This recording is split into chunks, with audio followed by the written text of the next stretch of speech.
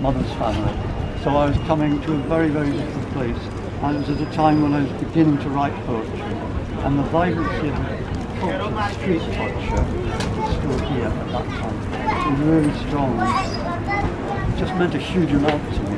I remember when I came to London, the first 6 months, I went up about 30 or 40 tower blocks to the top of the tower block. Something you could do back then because there were no gates or doors, you know.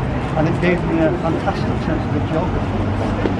And quite a number of those tower blocks were in Newham, so I'd go up and see round, and I'd come down to street level, and there'd be this extraordinary street culture.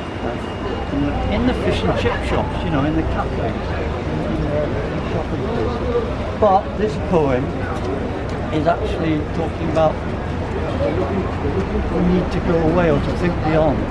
So it's called Fragment.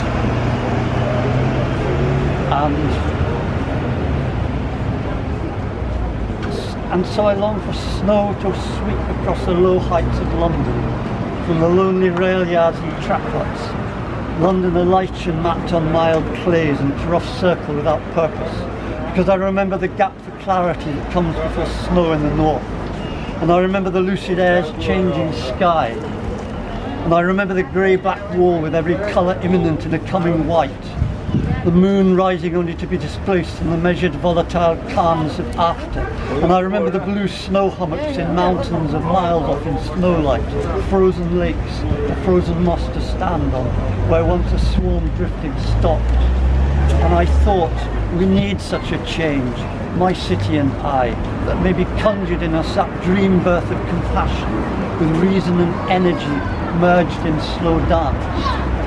And although the language of that might not seem to come from the atmosphere around here, it really did. It was, you know, I wrote that when I was here, and the whole sense of being in the city and the sense of migration. But I was migrating as well.